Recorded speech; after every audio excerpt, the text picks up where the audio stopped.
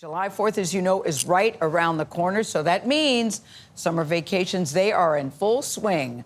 The FAA says tomorrow will be the busiest air travel day of the year so far. More than 53,000 flights are scheduled nationwide. This morning, Delta Airlines tells us exclusively they'll fly nearly 6 million passengers during the upcoming holiday week. Wow. Ed Bastian is CEO of Delta Airlines. It's always good to have you in the studio. Ed Bastian, good to see you. Good to see you, Gayle. So you hear those numbers, and they do seem a little overwhelming, and I'm thinking, is Delta ready? How do you know you're ready? How are you prepared? And this is a part where you say, Gayle, actually, we're not ready. We're very terrified. We don't know what we're going to do. We are more than ready. I know you are. And those numbers, while they sound substantial, candidly, that's kind of what we're doing already. And Memorial Day weekend wasn't that far from what we're going to be flying. 4th of July weekend, our team's doing an amazing job. You know, COVID was pretty bumpy, getting the airlines back up, and we all talked about that for the last couple of years. Our team is back. They're stronger than ever. Our reliability is in the top quadrant, if not the top spot across every month of the last year.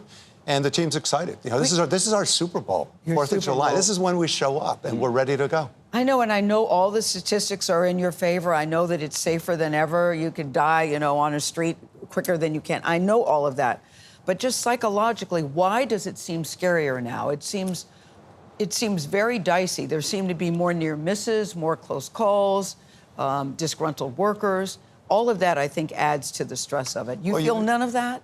Of course we do, but we feel that, and we make certain we're out in front of all of that to ensure safety, because safety is the top priority. It goes above everything else by several levels. And so we take all those factors into account as we measure risk. We look at infrastructure constraints, we look at congestion in the skies with air traffic control. We look at what's going on in the environment and the bumpiness, as you say, the turbulence in the skies, and all those things that happen. And by the way, everything that happens in our industry, and there are thousands and thousands of flights every single day. Well, if one little incident occurs, not tragic, but you know, it gets the frontline newspaper every day. So there's an awareness also about it, because that's the nature of the industry. But that's why you fly with the very best airlines, and they take the very best care of it. And we say it is the safest form of transportation, period.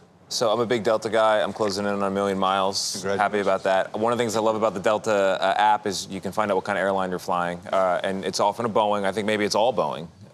And it does raise the question lately with the news coming out of Boeing and the safety concerns. I know their CEO says they're on top of it.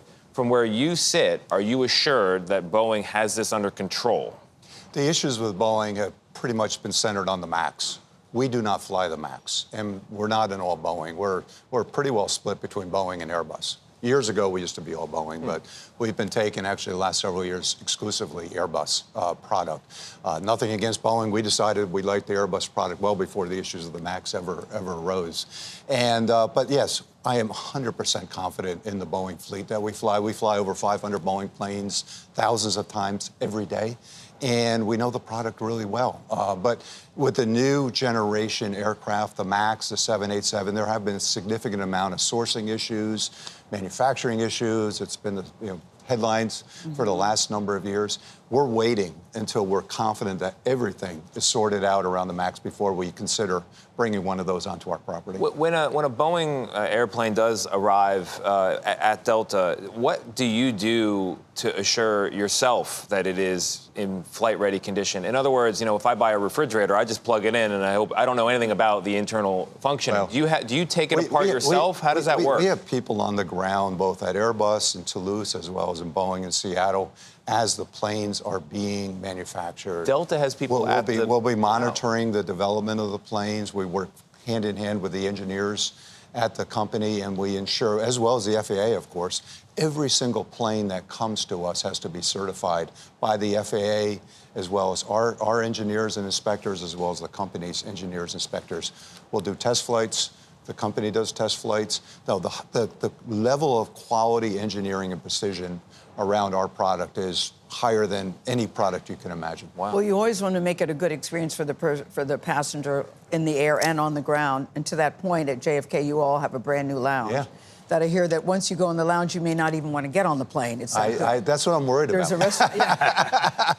What's so great about it, other than the look of it? You've got the amenities, when they said they've got amenities beyond. Oh, look at that! Yeah, that's very cool. Nice, actually. Well, the standard is LA, right? We love the LA lounge at Delta at LAX. The standard is LA, and this is going to be the new standard. Is that right? This is the new standard. I was there last night. We opened it, and it's open for business today.